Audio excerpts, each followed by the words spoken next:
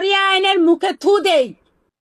মত প্রকাশের স্বাধীনতা আছে সেটা বুঝলাম, কিন্তু ধর্মকে অবমাননা করার স্বাধীনতাও কি আছে? আসসালামু আলাইকুম। আমি আজকে এমন একটি বিষয় নিয়ে কথা বলবো যে বিষয়টি বাংলাদেশের প্রায় প্রত্যেকটা মুসলিমের হৃদয়ে আঘাত করেছে। এই যে মহিলাটাকে আপনি এই মুহূর্তে দেখছেন, আমি মোটামুটি নিশ্চিত সম্ভবত ২ থেকে আড়াই মাস আগেও এই মহিলাকে বাংলাদেশের অধিকাংশ মানুষ চিনত না। তাহলে এই মহিলাটি হঠাৎ করে আলোচনায় কেন? কারণ তিনি মুসলিমের বিরুদ্ধে অবস্থান নিচ্ছেন, আল্লাহর বিধানের বিরুদ্ধে অবস্থান নিচ্ছেন। একটুখানি যদি আপনাকে ক্লিয়ার করি, নিশ্চয়ই আপনি এই মহিলা সম্পর্কে ইতিপূর্বেই জেনে থাকবেন। কারণ বর্তমানে তিনি ভাইরাল একজন পার্সন বলা যেতে পারে। তিনি শায়েখ আহমদুল্লাহকে নিয়ে কথা বলছেন। তিনি কথা বলছেন ইসলামের বহু বিবাহ নিয়ে, ইসলামের বৈধ বিষয়গুলোর বিরুদ্ধে তিনি অবস্থান নিচ্ছেন। আমি অবাক হয়ে যাই, সাধারণ এই মহিলা বাংলাদেশের কি এমন কোন অবস্থানে তিনি বসে আছেন? তিনি চাইলেই বাংলাদেশের সংবিধানকে পরিবর্তন করতে পারেন। তিনি চাইলেই বাংলাদেশের বিভিন্ন বিষয় নিয়ে কথা বলে সেটার পক্ষে সাইনের মাধ্যমে পরিবর্তন আনতে পারেন। এরকমটা কি? আমি মনে করি না। তিনি খুবই সাধারণ একজন মহিলা। আমি যতটুকু ধারণা পোষণ করছি খুবই সাধারণ। তাহলে তিনি কেন এখন আলোচনায়? আমি মোটামুটি নিশ্চিত হচ্ছি এর পিছনে বড় কোনো শক্তি কাজ করছে। তা না হলে বাংলাদেশ একটি মুসলিম প্রধান দেশ। এইখানে তিনি নিজেও একজন মুসলিম। তিনি এই জায়গাটাতে প্রেস কনফারেন্সের মাধ্যমে বিভিন্ন সোশ্যাল মিডিয়ায় তিনি কথা বলছেন মুসলিম হয়ে, মুসলিম রাষ্ট্রে মুসলিমদেরই বিরুদ্ধে। এটা কিন্তু কোনো সাধারণ পাবলিক বলতে পারে না ভাই। আপনি যদি একটু মাথা খাটান তাহলে বুঝতে পারবেন। এইটা বলতে গেলে অবশ্যই পিছনে বড় কোনো শক্তির প্রয়োজন আছে। আপনি এখন তার বিরুদ্ধে কথা বলতে চান, তার পক্ষে হাজারটা মানুষ দাঁড়ায় যাবে। প্রকৃত রূপটা বের হয়ে আসবে। তার তার পক্ষে তারা কারা, কারা কাজ করছে এটাও আপনি পেয়ে যাবেন। সুতরাং আপনি এটা মনে করতে পারেন না যে এই মহিলা হঠাৎ করে কথা বলছে। মাথায় রাখবেন, এই মহিলার পিছনে বড় কোনো কালো শক্তি কাজ করছে। তাহলে এখন আমাদের কি করা উচিত? ইসলামের বিধান অনুযায়ী এই মহিলা নিঃসন্দেহে ইসলাম থেকে বের হয়ে গেছে। কারণ তিনি সরাসরি আল্লাহর আইনের বিরুদ্ধে, আল্লাহর বিধানের বিরুদ্ধে তিনি কথা বলেছেন সরাসরি। সুতরাং সে আর ইসলামের বিরুদ্ধে মানে ইসলামের পক্ষে থাকার কোনো অবকাশ নেই। তিনি যে থাকবেন, তিনি যে মুসলিম আছেন, এটার কোনো অবকাশ নেই। তিনি দেখেন বহু বিবাহ নিয়ে কথা বলেছেন, যেখানে আল্লাহ এটাকে বৈধ করেছেন। তিনি কথা বলেছেন মুসলিমদের আহ পর্দা নিয়ে, অথচ তিনি একজন নিজেই মুসলিম নারী। সম্মানিত দিনী ভাই বোন আমার, আমি বলতে চাচ্ছি এই মহিলা, ধরে নিলাম সে কাফের হয়ে গেছে, ধরে নিলাম ইসলামের বিরুদ্ধে তিনি অবস্থান করে ভাইরাল হতে চাচ্ছেন। নিঃসন্দেহে এটা আমরা যারা মুসলিম রয়েছে আমাদের হৃদয়ে আঘাত করছে। এটা নিঃসন্দেহে। এখানে আপনি বলতে পারেন না যে আঘাত করতে পারে না ভাই। যদি মনে করেন যে এই মহিলার এই বক্তব্যগুলো আমাদেরকে আঘাত করতে পারে, যদি এই কথা বলেন, তাহলে আমি মনে করি যে আসলেই ও মুসলিমই না। এই মহিলার যে কথোপকথন, এর যে কথাবার্তা, ইসলামের বিরুদ্ধে যেভাবে অবস্থান নেওয়া, আল্লাহর বিধানের বিরুদ্ধে যেভাবে অবস্থান সে নিয়েছে, নিঃসন্দেহে যে কোনো মুসলিমের হৃদয়ে এটা আঘাত করবে। যদি মনে করেন আঘাত করতে পারে বা এখন আঘাত করেনি তবে খারাপ লাগতেছে, এভাবে বলাটা ঠিক হয়নি, তাহলে আপনি ধরে নেন আপনার ইমানে দুর্বলতা আছে। তার মানে এখনো সম্ভাবনা আছে আপনি পুরোপুরি মুসলিম হতে পারেননি। তাহলে আল্লাহর বিধান অনুযায়ী ওকে এখন হত্যা করা জরুরি। কিন্তু আমরা তো ভাই রাষ্ট্র না, আমরা চাইলে তার শাস্তি কিন্তু দিতে পারি না। তার শাস্তি কে দিবে ভাই? সরকার। অথচ তিনি সরকারের কাছে দাবি করছেন যে শায়েখ আহমদুল্লাহ থেকে শুরু করে এই সমস্ত মানে ওর কথা অনুযায়ী ইসলামী যে বিধানগুলো রয়েছে এই বিরুদ্ধে অবস্থান নেওয়া, শায়েখ আহমদুল্লাহকে বয়কট করা ইত্যাদি ইত্যাদি টাইপের কথা বলছে। অথচ নিয়ম অনুযায়ী বাংলাদেশের রাষ্ট্রপ্রধান এখন তাকে ফাঁসি দিবে, তাকে হত্যা করবে, এটা জরুরি হয়ে গেছে। কিন্তু তিনি উল্টা কথা বলছে সরকারকে। আপনি কি মনে করছেন তিনি সাধারণ অবস্থায় আছেন? না না না, উনি সাধারণ হলেও ওনার পেছনে অসাধারণ শক্তি কাজ করছে। সম্মানিত দিনী ভাই বোন আমার, আমি যা বলতে চাচ্ছি, এই মহিলা মুরতাদ, এই মহিলা কাফের ধরে নিলাম।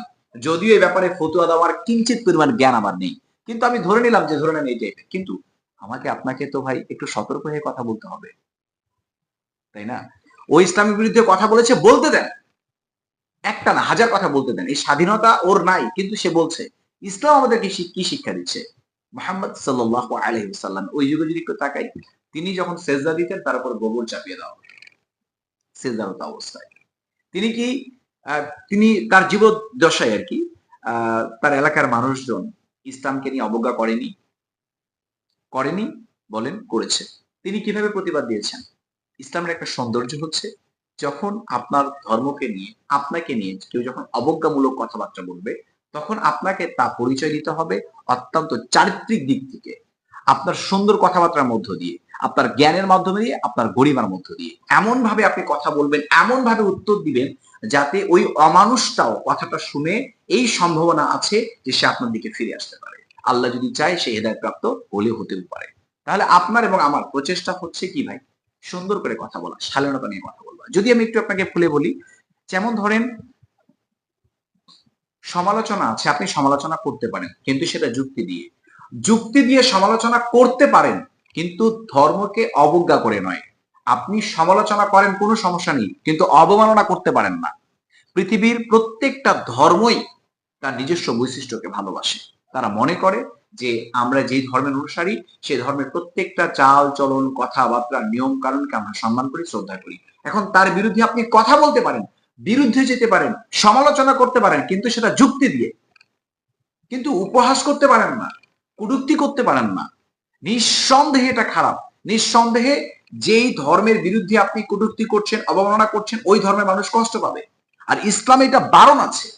আমি আপনি মুসলিম হচ্ছি, ঠিক আছে, আমার ধর্ম নিয়ে কেউ অবমাননা করছে, কটূক্তি করছে, অবমাননা, অবজ্ঞা ইত্যাদি ইত্যাদি করছে, আপনাকে কিভাবে জবাবদিহি করতে হবে?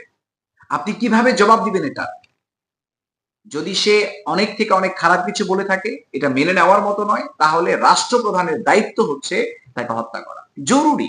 আপনি দাবি করতে পারেন, কিন্তু আপনি আপনার মুখ দিয়ে অশালীন বাক্য বের করে নিজের মুখকে অপবিত্র করবেন না। ইসলাম এটা আমাদেরকে শেখায় না। ইসলাম আমাদেরকে যেটা শেখায় সেটা হচ্ছে সুন্দর কথা দিয়ে পুরো সমাজটাকে বদলে দাও। বলতে দেন, সে যত খারাপ কথা আছে বলতে দেন। এর দায়িত্ব যার সেই পালন করবে। সে খারাপ কথা বলছে, ইসলামের বিরুদ্ধে গেছে, এই দায়িত্ব পালন করবে কে? রাষ্ট্রপ্রধান। সুতরাং এই দায়ভার তার। আর আমার আপনার দায়ভার হচ্ছে মনে মনে ঘৃণা করা, প্রচন্ড রকম ঘৃণা করা। এই মহিলা খারাপ, এই মহিলা অমুক, এই মহিলা তমুক, কিন্তু প্রকাশ্যে নয়। দিবালোকের আলোকে আপনি অশালীন ভাষায় সেই মহিলাকে গালাগালি করবেন, এটা ঠিক হবে না। ইসলাম এটা শেখায়নি। নবী রাসূল সাল্লাল্লাহু আলাইহি ওয়াসাল্লাম ওনাদেরকে তো অমুসলিম কাফের মুরতাদরা কত কথা বলেছে, কত কথা বলেছে। জবাবটা কিভাবে দিয়েছে? খারাপ ভাষায়, অশালীন ভাষায়? না, কখনো না। বরং ধৈর্য ধরেছেন, সহ্য করেছেন, আল্লাহর কাছে সাহায্য চেয়েছেন। অতঃপর সুন্দর এক সমাধানের মধ্য দিয়ে ওই কাফের মুরতাদকে আল্লাহ ইসলাম নিয়ে চলে এসেছেন। ওমর রাদিয়াল্লাহু আনহু, যিনি মুহাম্মদ সাল্লাল্লাহু আলাইহি ওয়াসাল্লামের গলা কর্তন করতে চেয়েছেন, খোলা তরবারি নিয়ে মাঠে হেঁটে তিনি রওনা দিয়েছেন। আল্লাহ তার কাছেই সেফ রাখেন। এগুলো তো অজানা কিছু নয় ভাই। সুন্দর আচার আচরণ এবং জ্ঞানের সৌন্দর্যের মধ্য দিয়েই আপনাকে ফিরে আসতে হবে ইসলামের সুন্দর সুশীতল ছায়াতলে। মনে রাখতে হবে, ইসলামের বিরুদ্ধে কেউ কোনো কথা বললেই ইসলাম দুর্বল হয়ে যাবে, এটা ভুল ধারণা। এই মহিলা কেন, এরকম 500,000 মহিলাও যদি ইসলামের বিরুদ্ধে অবস্থান করে, তবু ইসলামের বিন্দু পরিমাণ ক্ষতি কেউ করতে পারবে না। কারণ কারণ কি? কারণ আমরা বিশ্বাস করি আল্লাহ মহান রব্বুল আলামিন তার এই দিনকে তিনি হেফাজত করছেন। আমি আপনি না থাকলে কোনো সমস্যা নেই। সুতরাং আসুন, কারো কথাবার্তায় আমরা যেন আমাদের নিজস্ব ঈমান এবং নিজস্ব পবিত্রতা যেন নষ্ট না করি, এই দিকে আমাদেরকে খেয়াল রাখতে হবে।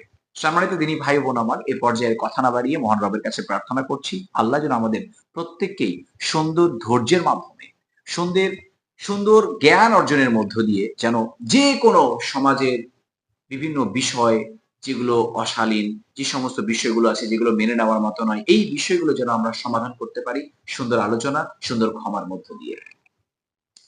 আল্লাহ মহান রব্বুল আলামিনের কাছে আমরা এই প্রার্থনা করছি আল্লাহ যেন আমাদের প্রত্যেককেই পবিত্র কোরআন এবং সহিহ হাদিস আলোকে চলার তৌফিক দান করে, এবং যারা ইসলামের বিরুদ্ধে অবস্থান নিয়েছে তাদের কপালে যদি হেদায়েত থাকে আল্লাহ যেন তাদের হেদায়েত দিয়ে ইসলামের সুশীতল ছায়াতলে ফিরিয়ে আনেন।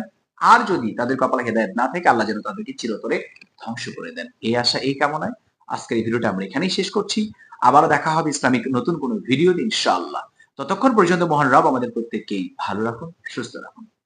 আসসালামু আলাইকুম ওয়া রাহমাতুল্লাহি ওয়া বারাকাতুহু।